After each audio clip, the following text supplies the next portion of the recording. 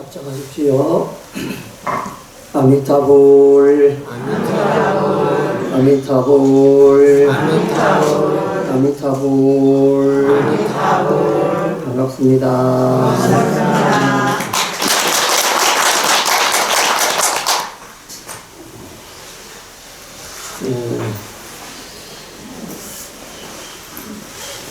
우리 불사님들도 이렇게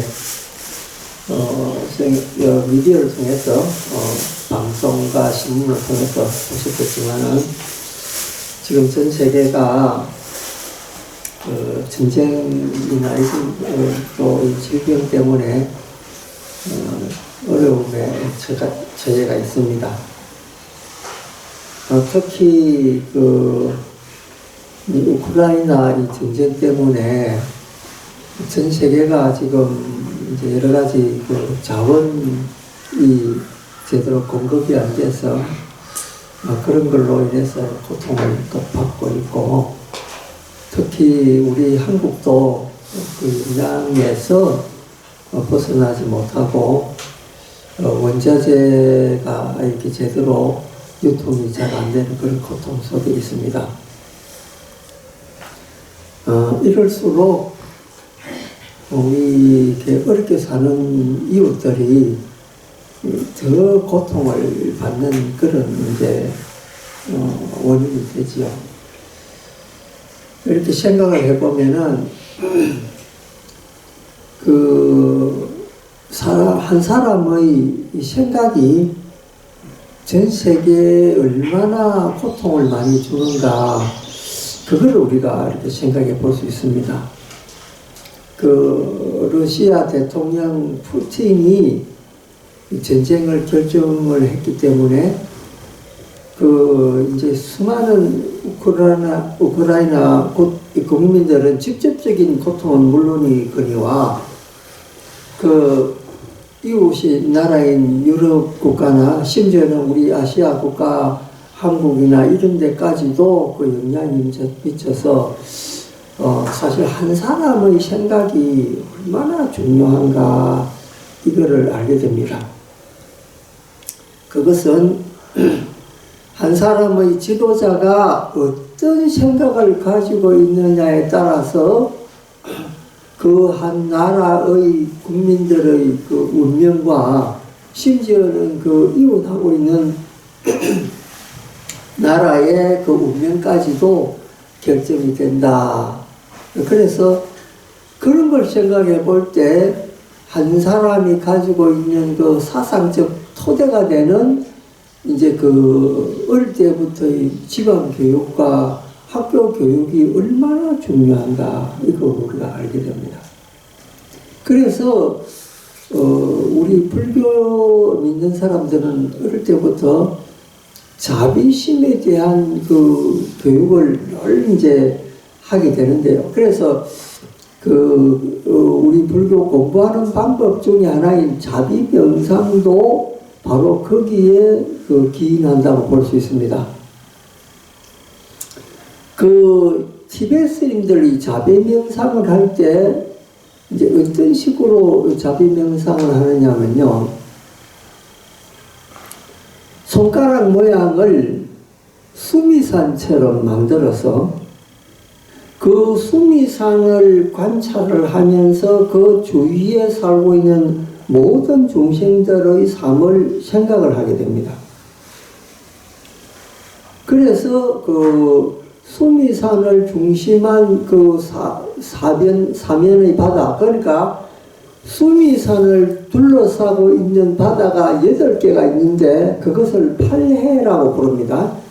그 8해 중에 우리는 남성부주 남쪽에 이 지구가 거기 존재를 하고 있는데, 그 존재하고 있는 조그마한 지역에 살고 있는 우리는 거기에서 여러 중생들이 생로병사의 그런 고통의 바다에서 나고 죽고 하면서 육도를 윤회하는 것을 관상을 하게 되는 거죠.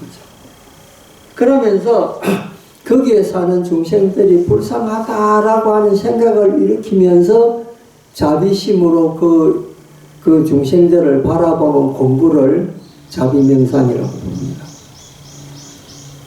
그러니까 자비명상을 하는데도 그냥 자비심을 가지고 하는 것이 아니고 그 일으키는 방법이 있다 이 말이에요. 그게 이제 티벳에서 개발된, 이거는 부처님이 개발한 것이 아니고 이제 티벳의 스님들이 개발을 해서 지금까지 이렇게 민면하게 내려오는 그런 방식입니다. 그래서 자비심을 가지고 명상을 할 때마다 이 중생들의 구조에 대해서 생각하게 되고, 중생들의 구조는 어떤 바탕으로 되어 있는가, 그 근본은 무엇인가, 이거를 명상을 하게 되죠. 자, 그러면 중생들의 구조가 뭐 어떻겠습니까? 중생들은 두 가지 번뇌를 가지고 있습니다. 하나는 뭐냐면요, 근본 번뇌라고 그래서 태어날 때부터 원래 가지고 있는 번뇌를 말합니다. 그게 근본 번뇌입니다. 예를 들면 생사에 대한 두려움이라든지 이런 그런 번뇌들, 이런 거를 근본 번뇌라고 그러고, 두 번째는 뭐냐면요, 살아있으면서 생기는 번뇌, 이런 번뇌, 두 가지 번뇌가 있습니다. 이것은 두 번째 번뇌는 예를 들면은 삶의 그 어려움으로부터 오는 번뇌, 그 다음에 사람과 사람 간에 일어나는 번뇌, 이웃과 이웃 간의 분쟁으로 인해서 일어나는 번뇌 등등, 이 사람 생명 유지하는 데 있어서 필요한 번뇌, 이 생겨지는 번뇌들, 이런 번뇌들이 있습니다. 그래서 이 중생의 번뇌는 두 가지 번뇌, 이 근본 번뇌와 삶에 대한 번뇌, 이 두 가지가 있습니다. 그것을 우리는 관찰을 하면서 우리는 어떤 삶을 가져야 되나, 이거를 이제 생각해 보게 되죠. 그런데 우리는 살면서 사실은 그런 자비심에 대한 공부는 별로 이렇게 안 하게 됩니다. 학교에서도 집안에서도 자비심 가지라는 이런 이야기 잘 안 하게 되죠. 그리고 이제 자라나면서 그 사람이 동정심이 많은 사람은 자기도 모르게 그런 자비심을 가지게 되고, 그런 교육이 없는 사람은 그냥 막 이렇게 살게 됩니다. 얼마 전에 여러분도 신문방송에 떠들어간 그 계곡에서 남편 죽이가지고 전국 지금 수배가 내려가 있는 그 여자아이 있죠. 그 남자친구하고 같이 지금 수배를 당하고 있잖아요. 근데 그 사람 이야기를 들어보면은 그 사람 결혼하기 전에 남자친구들도 지금 다 죽었고, 그 남편도 죽었고, 알고 보니까 보험금 타물났고 그 남편을 그렇게 이제 죽였다는 거죠. 근데 그거는 원래 자비심이 없던 사람이에요. 그러니까 그 돈에 집착을 해서 그런 생명을 가치 없게 생각하는 그런 사람으로 됐다는 거죠. 그 요즘 젊은이들을 이렇게 보면요, 돈에 대한 가치가 워낙 높기 때문에 그 생명에 대한 존중이 조금씩 사라지고 있습니다.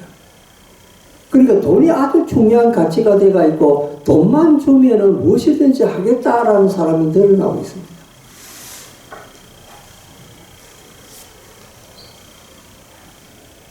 그런데 그게 우리나라만 그런 현상이냐? 그렇지 않고 세계적으로 그런 현상이 일어나고 있습니다. 그러니까 물질주의가 극적으로 치닫는 그런 세계가 점점 이제 현실화되어 가고 있습니다. 그런데 이것을 물질주의적인 이러한 생각이 근래에 샀느냐? 아닙니다. 이것은 아주 오래 그리스 철학자들이 주장을 한, 이 세상은 물질로서 지배되고 있다라고 하는 그 철학도 이미 나와 있고, 공산주의 사상인 이 토대도 물질주의가 그 근본 구조를 가지고 있습니다. 그거는 뭐라고 부르냐면 유물론 철학이라고 부릅니다. 유물론 철학이란 뭐냐면 모든 가치관이 이 물질에 있다, 이렇게 보는 거예요. 그래서 그래서 세계를 바라보는 이 관점도 두 가지 관점이 있습니다. 물질로 바라보느냐 아니면 정신으로 바라보느냐 두 가지가 있습니다. 그런데 이제 동양 종교에 예를 들면 유교라든지 도교라든지 이런 것들은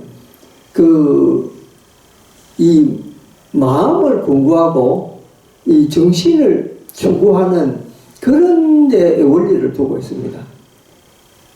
그러니까 조선시대 선비들의 가장 근본적인 정신이 뭐냐면은 성리학이었거든요. 그 성리학이 500년 동안 우리 조선을 지배를 한 겁니다. 그러니까 이웃되는 일본을 바라보면은 일본은 우리하고 정신적인 거는 추구는 비슷하게 하는데 예를 들면 거기도 유교가 있고 불교가 있었거든요. 그런데 우리하고 정신 상태가 좀 달랐습니다. 어떻게 사느냐면요.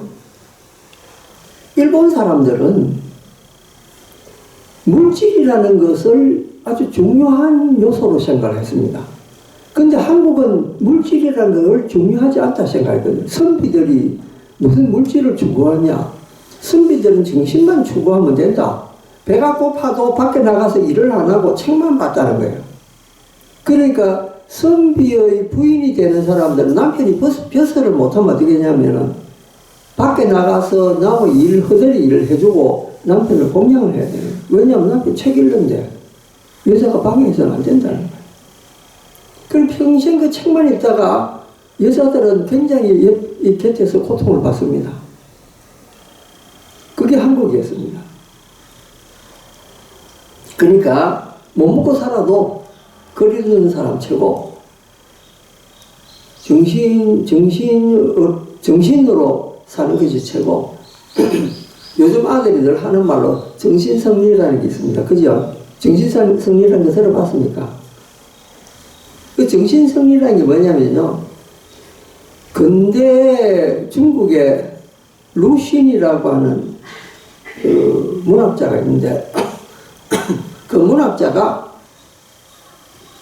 책을 하나 쓰는데 그 책이 제목이 뭐냐면 악효정전이라고 하는 책이에요. 저는 지난번에도 제가 이야기 한번 했던 것 같은데 이 악효정전이 뭐냐면은 악효라고 하는 젊은이가 농촌에 살고 있는데 그 농촌에 살면서도 사람들은 왕따를 당합니다. 근데 왕따를 당하는데도 자기 생각은 뭐냐면 내가 저 사람들을 왕따시킨다 이렇게 생각하는 거예요. 근데 사람들이 도리어 그 걔를 왕따를 시키는데 자기는 내가 그 사람들한테 왕따시킨다. 예를 들면 남한테 두드리 맞아도 이런 말을 합니다. 내가 남한테 두드리 맞아도 나는 정신적으로 안 맞았다 이렇게 이야기한다. 몸은 두드리 맞았지만은 정신은 안 맞은 거야 이렇게 이야기합니다. 그걸 뭐라 부르냐? 그걸 정신성리라고 부릅니다. 내가 배는 고파도 내 정신은 멀쩡하고 나는 정신적으로 부자다 이렇게 생각하는 그게 정신성리라는 거예요. 조선 500년 동안 우리나라가 그렇게 살았습니다. 성리학이 뭐냐? 우리는 선비들은 앉아서 우주의 이치만 연구하면 되는 거지 먹고 살고 하는 걸 그거는 그 중요한 게 아니야. 이게 이랬습니다. 배는 고프고 또 이 길은 조금 해서 그 중국 사신들이 와가지고 한국에서 그 기록해놓은 책들 보면 그렇게 나옵니다. 도로를 가려는데 도로에 마차가 갈 수 없을 만큼 길이 좁았다 이렇게 나와 있습니다. 길이 조금이라도 나와 있냐면 서울 도성이나 조금 그렇지 조금이라도 시골 가면은 그 마차가 다닐 수 있는 도로가 아니었다는 거죠. 서울에도 어떠냐면요. 그 종로를 제외하고 나머지 이런 데 가보면요. 사람들이 밤에 그 볼일을 보고 그 볼일 본 거를 전부 다 길거리 다 버려가지고 냄새가 진동해서 다닐 수가 없어서 이렇게 나와 있습니다. 그게 한국의 원래 실상입니다. 100년 전만 해도 그랬다는 거죠. 우리 요즘 현대적인 시설에서 살고 있고 좀 물질 문명이 발달돼가 잘 사니까 우린 전혀 그런 거 없어서 생각하지. 아닙니다. 100년 전만 해도 우리는 그런 동네에 살았습니다. 그 당시 한국에 왔던 선교사들이나 외국 사람들이 남긴 기록에 보면 그게 적나라하게 나와 있습니다. 한국 사람들 그때 엄청나게 어렵게 살았습니다. 그런데 개구리가 올챙이적 생각 못하는 식으로 100년 전에 우리는 까맣게 있고 우리 좀 잘 사니까 뭐 하는 걸 보면은 이제 배부르게 이제 그렇게 생각하고 살고 있는 거죠. 근데 우리 조선 500년 동안 그렇게 살아요. 근데 그랬던 사람이 일본 가서 보니까 깜짝 놀래요. 일본 조선 통신사들이 일본에 가서 기록한 걸 보면은 조선 통신사들 구경하려고 일본 사람이 길거리 나와 있는데 모두 옷에 비단 옷 입고 있더라. 근데 한국에서는 뭐냐, 전부 겨울에도 삼배 옷 입고 좀 잘 사는 사람이라야 안에 솜너가 누비옷 만들어 입잖아요. 근데 일본 가보니까 좀 비싼 옷이더라. 길거리에 늘어선 사람이, 그 서민들이 그런 수준, 그런 생활을 하고 있더라. 그 왜 그렇습니까? 정신이 달라요. 정신이 뭐냐면, 물질이 중요하다는 생각을 한 거예요. 그래서 우리나라는 가치 체계가 되면 사농공상, 선비가 제일이고, 두 번째가 뭐냐? 농사 짓는 사람. 농자지 천하지 대본, 농자 천하지 대본의 말이잖아. 농사 짓는 사람은 천하의 근본이다 이 말이야. 그러니까 농사 짓는 사람이 선비 다음으로 중요하다. 곡식 중요하다. 그 다음에 뭐냐? 공업하는 사람, 뭐 물건 만드는 사람. 그게 세 번째예요. 네 번째가 뭐냐? 상업하는 사람, 장사하는 사람. 최고로 천하게 얘기해요. 장사하는 사람. 근데 일본 사람은 어땠냐? 처음에 사무라이가 뭐냐면 우리나라로 지금은 선비라. 그게 제1입니다. 두 번째 뭐냐? 상업하는 사람, 장사하는 사람. 그게 두 번째입니다. 그러니까 일본은 교토의 수도를 정한 이래로 1000년 동안에 상업이 엄청나게 발달한 나라입니다. 근데 그것도 분야별로 발달합니다. 비단 만들고, 쇠 만들고, 뭐, 요리하고, 각가지 분야에서 최고의 그거를 그 상인들이 1000년 동안을 그런 가업들을 이어와가지고, 장사가 엄청 발달합니다. 그 다음에 발달한 게 공부예요. 지금도 일본 가보면 공업기술 대단히 뛰어납니다. 기초과학이 뛰어나고 우리나라에서 삼성에서 뭐 만들면 기초적인 걸 일본에서 지금 다 가져와야 됩니다. 한국에서 기초국이 잘 없으니까. 그러니까 이런 그 근본적인 공업적인 것이 일본에서는 원래부터가 굉장히 존중을 받았죠. 네 번째가 뭐냐? 농업지. 일본은 우리보다 기후가 따뜻하기 때문에 벼농사가 잘 됩니다. 근데 일본이 우리보다 한 가지 나쁜 게 뭐냐면 일본 태풍이 엄청 많습니다. 그래 농사 좀 지으려면 태풍 와가지고 싹쓸이 하고 이러지. 우리는 그나마 좀 낫습니다. 그런 자연재해 속에서도 일본 사람들은 뭐냐? 물질과 정신을 동시에 가져가는, 그러니까 기본 바탕이 뭐냐면 불교가 기본 바탕이 되고 그 다음에 물질적인 것도 중요하다 이렇게 생각해요. 그게 일본 사람. 근데 한국 사람들은 물질은 완전히 그건 가치 없는 거고 정신이 최고다 이렇게 생각해요. 그리고 500년 동안 크게 못 사는 거예요. 그런데 어떻게 됐습니까? 한국 정신을 바꾼 계기가 있었죠. 그 계기가 뭡니까? 우리도 한번 잘 살아보자 이거죠. 음악제철 만들고 자동차 회사 만들고 우리도 물질이 중요하다는 걸 눈을 뜨니까 온 국민이 똘똘 뭉쳐가지고 산업화를 일으켰잖아요. 그러니까 우리가 가치관이 달라지니까 우리도 잘 살게 돼요. 그런데 잘 살게 됐는데 한쪽 면으로는 어떠냐? 정신적인 가치를 또 잃어버리게 돼요. 그러니까 부모 세대가 자녀 세대한테 물려준 게 뭐냐면요. 부모 세대가 고생해서 애들을 교육을 시키는데 애들한테 정신적인 유산을 못 물려줘가지고 우리끼리만 잘 쓰면 되지. 그러니까 부모를 잘 못 모시는 그런 세대가 되어버려요. 그래도 물론 애들이 성품에 따라서 부모를 잘 모시는 사람도 있는데 대부분이 보면은 며느리로 들어온 사람들이 시집에 가기를 굉장히 불편하게 생각해요. 그거는 그 애의 집에서 교육이 문제예요. 그리고 부모 세대도 내가 너한테 이만큼 해줬으니까 너도 내한테 해주라. 이런 어떤 바라는 마음도 있고, 이런 마음이 두 가지가 이렇게 서로가 부딪히니까 고부간에 갈등이 일어나고 아들하고 부모하고 또 이렇게 갈등 생기고 이런 여러 가지 갈등들이 요인이 되는 거예요. 그게 뭐냐? 정신교육이 안 돼서 그래요.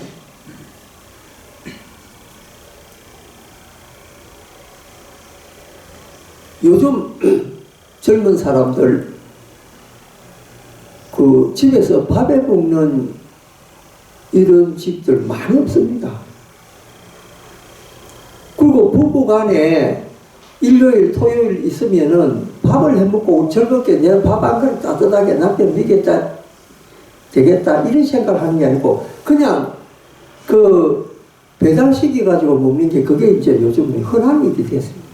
그러니까 맞벌이를 하는 대신에 나도 일하니까 내 피곤하니까 내일 못하겠다 밥 못하겠다 시기 먹자 이런 거예요. 그러니까 여러분들의 아들들이 자기가 스스로 밥을 못 해먹으니까 마누라한테 밥 좀 해주면 좋겠는데 그 며느리들은 밥을 시켜가지고 아들들한테 주고 있다는 거예요. 그러니까 여러분들이 가끔 아들 집에 방문하면 기가 막히는 광경들 보잖아요. 집에 반찬 다 해가도 그 반찬 그 물 시간이 없습니다. 자녀들은.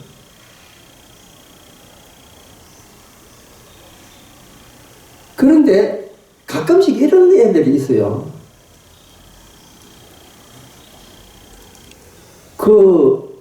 이런 애들은 요즘 참 진짜 보기 드문 애들입니다. 어떤 애들이냐면요. 밖에서 내가 능력만큼 남편이 일하는 만큼 나도 내 능력으로 일한다. 그걸 돈 벌어옵니다. 그런데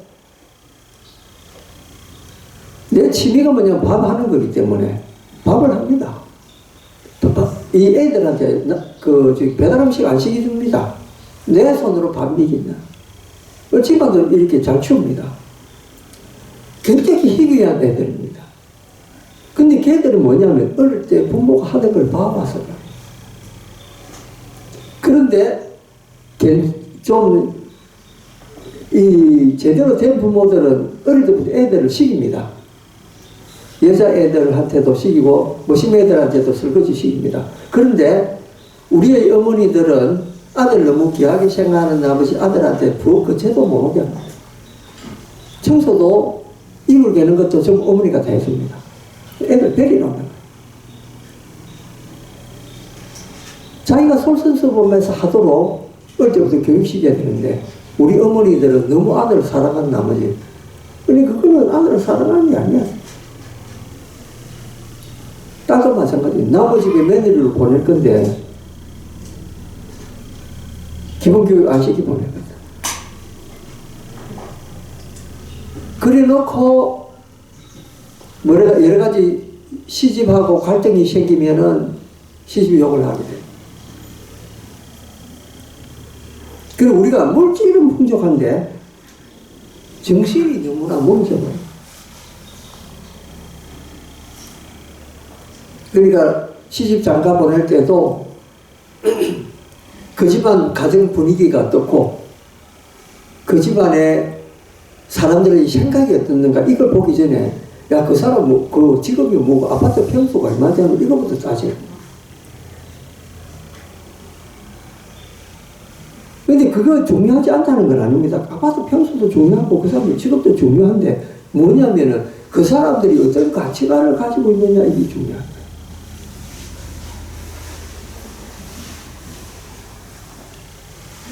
어릴 어릴 때부터 어머니 따라서 절에 오고 애들은요. 어른들한테 허리 굽혀서 인사하는 게 아주 수월합니다. 왜? 절에서 늘 절한 그 경험이 있기 때문에. 그게 어릴 때 습관이에요. 근데 절한 거 안 해본 애들은 어른한테 인사할 때 아주 엉거주춤한 인사를 합니다. 그러니까 그 사람이 가지고 있는 그 정신이 어릴 때부터 어떤 교육을 받았고 또 어떤 부모 밑에서 컸느냐 이게 중요합니다. 그러니까 여러분들이 절에 와서 뭐 배웁니까? 왜 절에 옵니까? 절에 온다는 것은 내 마음을 혁신하기 위해서, 개혁하기 위해서 오는 거라고 보면 됩니다. 그런데 내가 불교를 얼마나 믿었든 간에 30년 믿었든지 40년 믿었든지 자기 마음에 개혁이 없으면요, 그 불교 믿은 거 소용없습니다. 근데 어제 불교에 입문했다 하더라도 자기 마음속에 개혁이 일어난 사람은 그는 불교를 제대로 믿는 사람이에요. 왜냐하면 부처님은 개혁자였거든요. 한번 생각해 보십시오. 부처님 시대 때 2500년 전에 그 인도의 여러 가지 제도라든지 이런 거를 깨부수려고 노력했던 분이 부처님입니다. 첫째 깨부심이 뭐냐면은 여인들에 대한 대접을 깨부쳤습니다. 여자들이 억압받고 제대로 대접 못 받고 인간으로서의 그 존엄을 못 누릴 때 부처님은 그걸 타파를 한 분이에요. 그리고 모든 사회적 제도에 대해서 반기를 들었던 사람. 그런 삶을 살면 안 된다. 인간다운 삶을 살아야 된다. 그게 불교의 핵심입니다. 여러분도 내가 인간다움을 못 느끼고 또 내 자녀나 내 이웃에 대해서 인간적인 그런 거를 못 그렇게 가진다면은 그건 불교 신자가 아닙니다. 불교를 제대로 믿는 게 아니라. 근데 불교를 우리가 잘못 생각하고 있는 게 불교는 정신이 아주 뛰어난 종교다 이렇게 생각하는데 불교는 꼭 그렇지만 않습니다. 불교는 정신과 물질을 동시에 또 중요한 걸로 생각하는 종교입니다. 그래서 부처님은 불교 신자들을 향해서 불교 신자들도 돈을 중요하게 생각해야 된다 이렇게 이야기하고 있습니다. 왜냐하면 행복의 조건 중에 하나가 물질이기 때문에 그 좋은 경험을 살려서 물질을 축적하는 것은 굉장히 중요하다고 부처님이 이야기했습니다. 그런데 우리는 그거 싹 빼놓고 마음을 잘 써야 된다. 그렇게만 이야기합니다. 마음을 잘 닦아라. 그러니까 불교 들어오면은 마음 닦는 거, 마음 공부, 뭐 마음 이야기하는데 물질에 대한 이야기를 하나도 안 하거든. 그러니까 불교는 물질을 갖다가 중요하게 생각하지 않는구나 이렇게 생각하기 쉽지 않겠습니다. 불교에서 물질은 굉장히 중요합니다.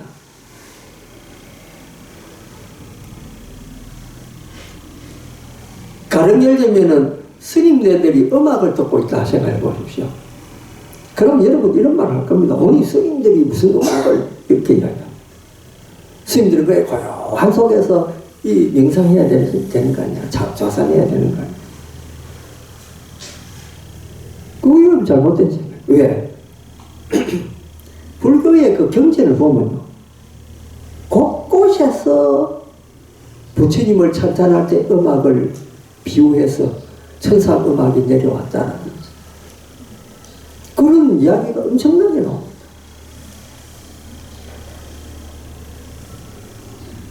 그리고 심지어는 도 닦는 거를 금문고 연주하는데 비유한 것도 있습니다. 어느 수행자가 공부를 하는데 공부가 너무 안 돼가지고 부처님한테 가가지고 부처님 나는 공부가 왜 이렇게 안 됩니까? 부처님 너는 바깥에 있을 때 뭐 했느냐? 그러니까 저는 악기 연주하는 사람이었습니다. 그래. 그러면 악기를 줄을 갖다가 너무 탱탱하게 조이면은 그 연주가 잘 되냐? 이러니까 안 됩니다. 그럼 너무 느슨하게 줄을 하면은 그 음악이 어찌 되느냐? 아, 그것도 안 됩니다. 그럼 어떻게 해야 되겠느냐? 알맞게 해야 됩니다. 그게 붙인 것. 수행도 알맞게 해야 되느니라. 그래서 불교에서 늘 주장하는 게 중도라니. 중도가 뭡니까? 양극단을 배제하는 거예요. 너무 정신주의로 가는 것도 배제하고, 너무 물질주의로 가는 것도 배제하고, 물질과 정신이 아주 화합되고 조화된 그런 삶을 살입니다. 그게 수행이다. 그러니까 불교만큼 합리적인 종교도 세상에 없습니다.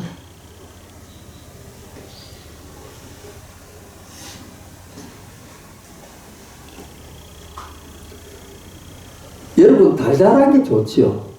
근데 달달한 걸 너무 많이 먹으면 고통입니다. 그렇죠?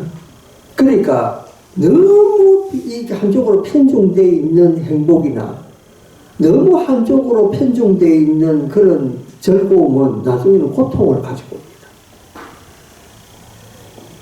그 때문에 부처님은 적당한 쾌락과 적당한 고통이 우리 중생들로 하여금 수행할 수 있게 만들어준다. 그런 조건이다. 그래서 이 육도 중에서 가장 수행하기 좋은 곳이 인간 세상이다. 적당한 고통과 적당한 쾌락이 있기 때문에 수행하기가 너무 좋다. 그런데 극단적으로 돈이 많아버리면 수행 못합니다. 왜? 그 돈 관리하느라고 수행할 수 있는 기회가 없습니다. 근데 너무 먹고 사는데 허덕거려도 그 허덕거림 때문에 수행을 못합니다. 그러니까 돈도 적당히 있어야 되고 또 여러 가지 사회의 조건이 이 중도적인데 입각을 해야 우리가 수행도 하고 사람답게 살 수가 있습니다. 그러니까 뭡니까? 너무 내가 잘 살라고만 지향하고 그쪽으로만 바라보지 돈 하지 말아야 해요. 내가 지금 당장 조금 쓸 수 있는 여유 정도 있으면은 그걸로 그냥 만족해도 됩니다. 그게 뭐냐면은 반은 돈이고 반은 정신이라. 그런데 우리는 정신이 없이 그냥 물질만 추구하다가 살아가니까 그래서는 안 됩니다. 우리 이제 자녀들한테 이걸 가르쳐야 돼요. 돈의 가치도 중요하지만 정신의 가치도 중요하다. 그러니까 지금 세상에 돈 가치가 너무 이제 주장이 되다 보니까 이제는 그 반대 급부로 정신적인 가치도 가르칠 때가 왔다. 근데 그걸 가르칠 수 있는 것은 불교밖에 없습니다. 우리가 불교에서 얻을 수 있는 게 뭡니까? 아까 지금 말했지만 정신개혁입니다. 어렵게 사는 사람은 그 고통에서 벗어나기 위해서 어떤 노력을 해야 되는가를 그걸 불교에서 배워야 돼요. 요즘은 정말로 노력하는 만큼 살 수 있습니다. 그런데 노력하지 않고 내 삶이 어렵다라고 하는 것은 자기의 게으름을 채찍질해야 됩니다. 근데 그 게으름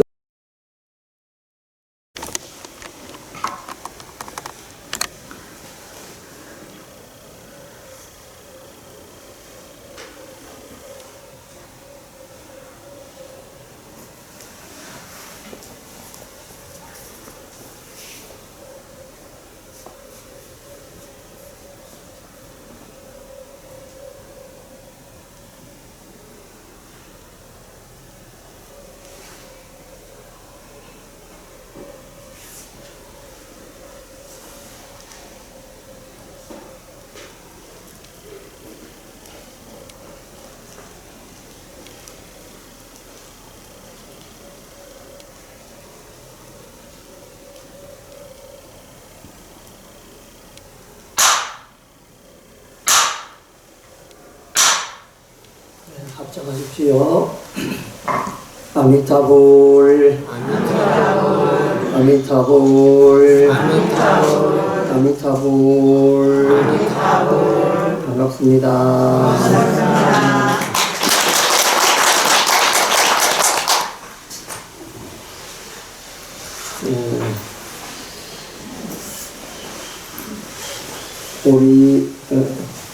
불자님들도 이렇게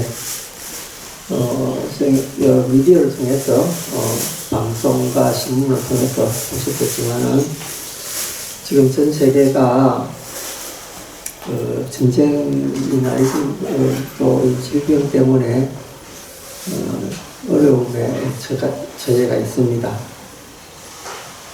특히 이 우크라이나 이 전쟁 때문에 전 세계가 지금 이제 여러 가지 자원이 제대로 공급이 안 돼서 그런 걸로 인해서 고통을 또 받고 있고, 특히 우리 한국도 그 영향에서 벗어나지 못하고 원자재가 이렇게 제대로 유통이 잘 안 되는 그런 고통 속에 있습니다. 이럴수록 우리 이렇게 어렵게 사는 이웃들이 더 고통을 받는 그런 이제 원인이 되지요. 이렇게 생각을 해보면은 한 사람의 생각이 전 세계에 얼마나 고통을 많이 주는가, 그걸 우리가 이렇게 생각해 볼 수 있습니다. 러시아 대통령 푸틴이 전쟁을 결정을 했기 때문에 이제 수많은 우크라이나 국민들은 직접적인 고통은 물론이거니와 이웃이 나라인 유럽 국가나 심지어는 우리 아시아 국가 한국이나 이런 데까지도 영향이 미쳐서 사실 한 사람의 생각이 얼마나 중요한가, 이거를 알게 됩니다. 그것은 한 사람의 지도자가 어떤 생각을 가지고 있느냐에 따라서 그 한 나라의 국민들의 운명과 심지어는 이웃하고 있는 나라의 운명까지도 결정이 된다. 그래서 그런 걸 생각해 볼 때 한 사람이 가지고 있는 사상적 토대가 되는 이제 어릴 때부터의 집안 교육과 학교 교육이 얼마나 중요한가, 이거 우리가 알게 됩니다. 그래서 우리 불교 믿는 사람들은 어릴 때부터 자비심에 대한 교육을 늘 이제 하게 되는데요. 그래서 우리 불교 공부하는 방법 중에 하나인 자비 명상도 바로 거기에 기인한다고 볼 수 있습니다. 티베트 스님들이 자비 명상을 할 때 이제 어떤 식으로 자비 명상을 하느냐면요, 손가락 모양을 수미산처럼 만들어서 그 수미산을 관찰을 하면서 그 주위에 살고 있는 모든 중생들의 삶을 생각을 하게 됩니다. 그래서 수미산을 중심한 사면의 바다, 그러니까 수미산을 둘러싸고 있는 바다가 8개가 있는데 그것을 8해라고 부릅니다. 그 8해 중에 우리는 남성부주 남쪽에 이 지구가 거기 존재를 하고 있는데, 그 존재하고 있는 조그마한 지역에 살고 있는 우리는 거기에서 여러 중생들이 생로병사의 그런 고통의 바다에서 나고 죽고 죽고 하면서 육도를 윤회하는 것을 관상을 하게 되는 거죠. 그러면서 거기에 사는 중생들이 불쌍하다라고 하는 생각을 일으키면서 자비심으로 그 중생들을 바라보는 공부를 자비명상이라고 합니다. 그러니까 자비명상을 하는데도 그냥 자비심을 가지고 하는 것이 아니고 일으키는 방법이 있다, 이 말이에요. 그게 이제 티베트에서 개발된, 이거는 부처님이 개발한 것이 아니고 이제 티베트 스님들이 개발을 해서 지금까지 이렇게 민면하게 내려오는 그런 방식입니다. 그래서 자비심을 가지고 명상을 할 때마다 이 중생들의 구조에 대해서 생각하게 되고, 중생들의 구조는 어떤 바탕으로 되어 있는가, 그 근본은 무엇인가, 이거를 명상을 하게 되죠. 자, 그러면 중생들의 구조가 뭐 어떻겠습니까? 중생들은 두 가지 번뇌를 가지고 있습니다. 하나는 뭐냐면요, 근본 번뇌라고 그래서 태어날 때부터 원래 가지고 있는 번뇌를 말합니다. 그게 근본 번뇌입니다. 예를 들면 생사에 대한 두려움이라든지 이런 그런 번뇌들, 이런 거를 근본 번뇌라고 그러고, 두 번째는 뭐냐면요, 살아있으면서 생기는 번뇌, 이런 번뇌, 두 가지 번뇌가 있습니다. 이것은 두 번째 번뇌는 예를 들면은 삶의 그 어려움으로부터 오는 번뇌, 그 다음에 사람과 사람 간에 일어나는 번뇌, 이웃과 이웃 간의 분쟁으로 인해서 일어나는 번뇌 등등, 이 사람 생명 유지하는 데 있어서 필요한 번뇌, 이 생겨지는 번뇌들, 이런 번뇌들이 있습니다. 그래서 이 중생의 번뇌는 두 가지 번뇌, 이 근본 번뇌와 삶에 대한 번뇌, 이 두 가지가 있습니다. 그것을 우리는 관찰을 하면서 우리는 어떤 삶을 가져야 되나, 이것을 이제 생각해 보게 되죠. 그런데 우리는 살면서 사실은 그런 자비심에 대한 공부는 별로 이렇게 안 하게 됩니다. 학교에서도 집안에서도 자비심 가지라는 이런 이야기 잘 안 하게 되죠. 그리고 이제 자라나면서 그 사람이 동정심이 많은 사람은 자기도 모르게 그런 자비심을 가지게 되고, 그런 교육이 없는 사람은 그냥 막 이렇게 살게 됩니다. 얼마 전에 여러분도 신문방송에 떠들어간 그 계곡에서 남편 죽이가지고 전국 지금 수배가 내려가 있는 그 여자아이 있죠. 그 남자친구하고 같이 지금 수배를 당하고 있잖아요. 근데 그 사람 이야기를 들어보면은 그 사람 결혼하기 전에 남자친구들도 지금 다 죽었고, 그 남편도 죽었고, 알고 보니까 보험금 타물라고 그 남편을 그렇게 이제 죽였다는 거죠. 근데 그거는 원래 자비심이 없던 사람이에요. 그러니까 그 돈에 집착을 해서 그런 생명을 가치 없게 생각하는 그런 사람으로 됐다는 거죠. 그 요즘 젊은이들을 이렇게 보면요,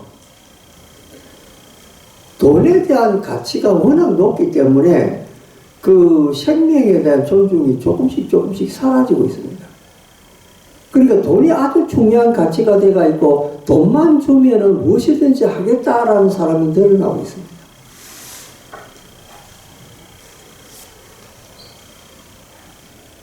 그런데 그게 우리나라만 그런 현상이냐? 그렇지 않고 세계적으로 그런 현상이 일어나고 있습니다.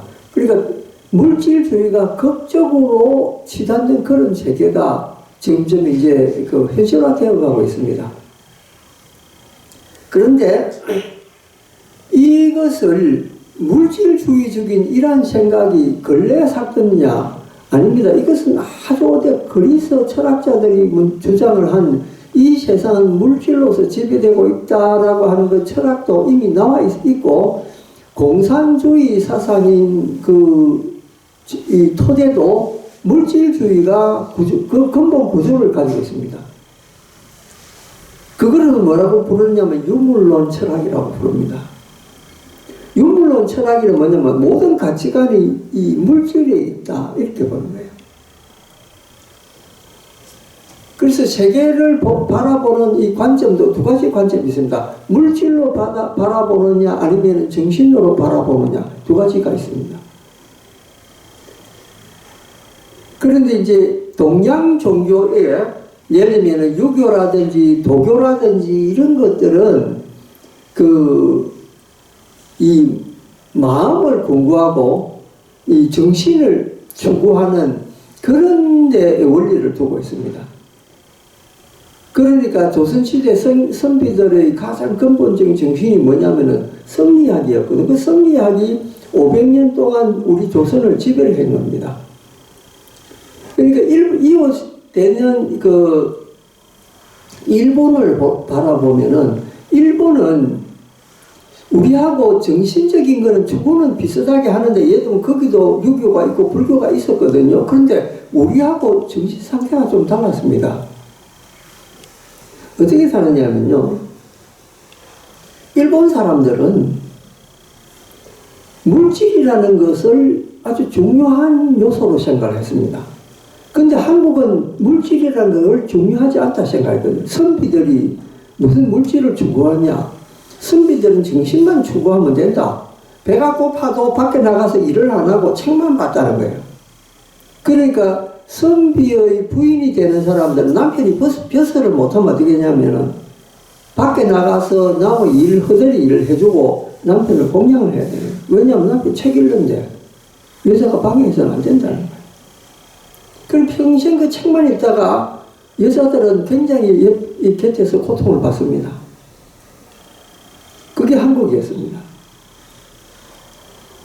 그러니까 못 먹고 살아도 글 읽는 사람 최고, 정신으로 사는 것이 최고. 요즘 아들이들 하는 말로 정신성리라는 게 있습니다. 그죠? 정신성리라는 거 들어봤습니까? 그 정신성리라는 게 뭐냐면요.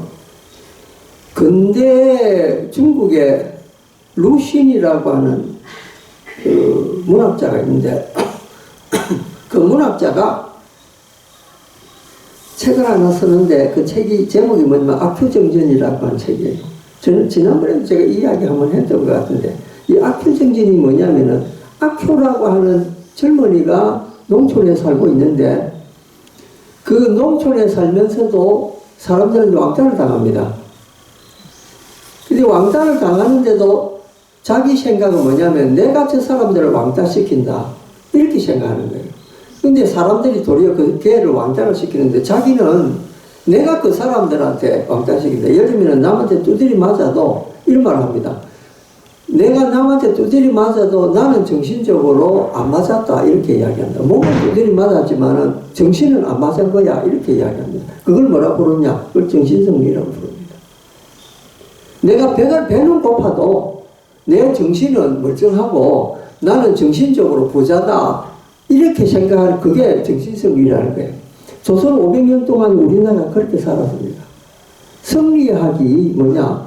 우리는 선비들은 앉아서 우주의 이치만 연구하면 되는 거지 먹고 살고 하는 걸 그거는 그 중요한 게 아니야. 이게 이랬습니다. 그럼 배는 고프고 또 이 길은 조금 해서 그 중국 사신들이 와가지고 한국에서 그 기록해놓은 책들 보면 그렇게 나옵니다. 도로를 가려는데 도로에 마차가 갈 수 없을 만큼 길이 좁았다 이렇게 나와 있습니다. 길이 조금이라도 남아있느냐, 뭐 서울 도성이나 조금 그렇지, 조금이라도 시골 가면은 그 마차가 다닐 수 있는 도로가 아니었다는 거죠. 서울에도 어떠냐면요. 그 종로를 제외하고 나머지 이런 데 가보면요. 사람들이 밤에 그 볼일을 보고 그 볼일 본 거를 전부 다 길거리 다 버려가지고 냄새가 진동해서 다닐 수가 없어요. 이렇게 나와 있습니다. 그게 한국의 원래 실상입니다. 100년 전만 해도 그랬다는 거죠. 우리 요즘 현대적인 시설에 살고 있고 좀 물질 문명이 발달돼가 잘 사니까 우리 전혀 그런 거 없어서 생각하지. 아닙니다. 100년 전만 해도 우리는 그런 동네에 살았습니다. 그 당시 한국에 왔던 선교사들이나 외국 사람들이 남긴 기록에 보면 그게 적나라하게 나와 있습니다. 한국 사람들 그때 엄청나게 어렵게 살았습니다.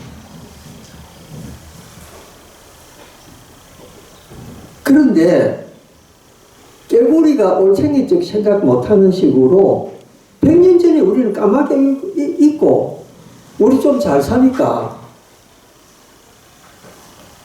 뭐 하는 걸 보면은 이제 배부르게 이제 그렇게 생각하고 살고 있는 거죠.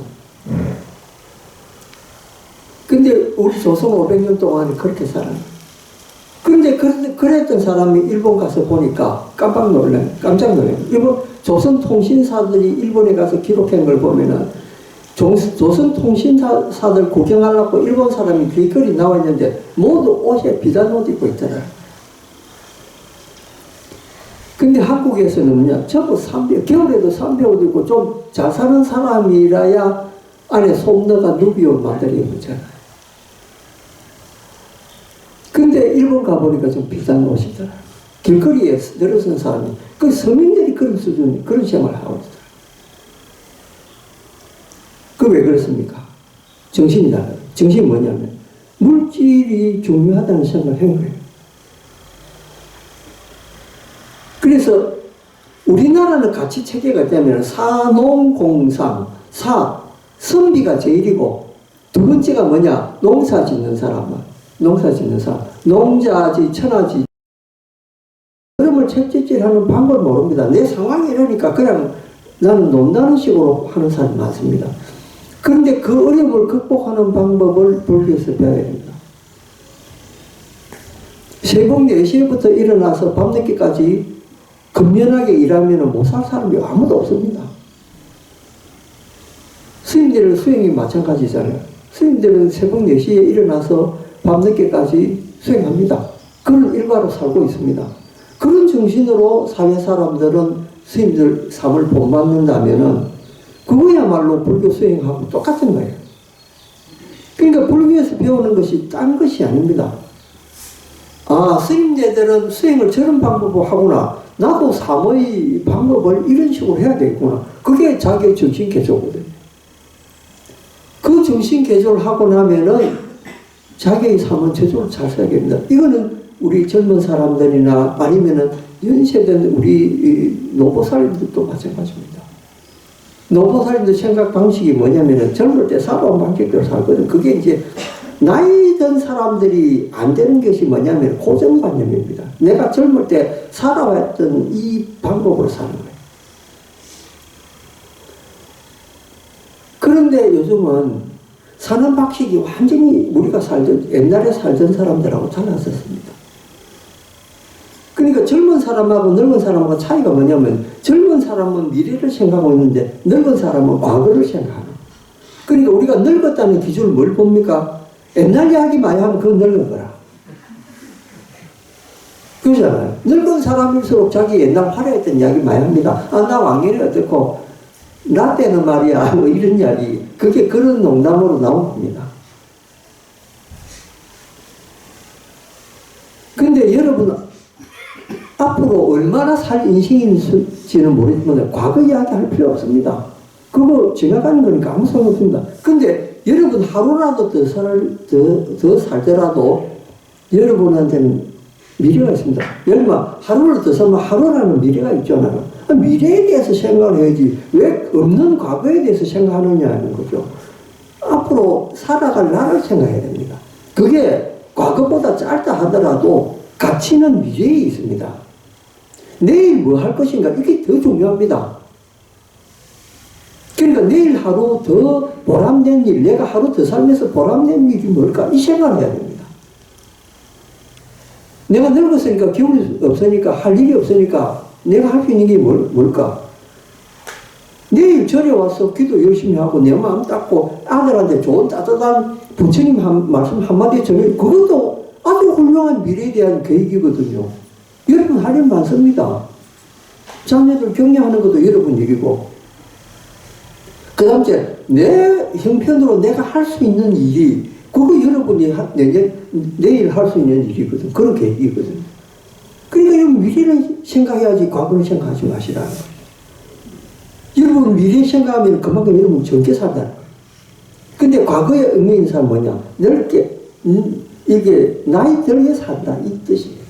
왜 그렇게 삽니까?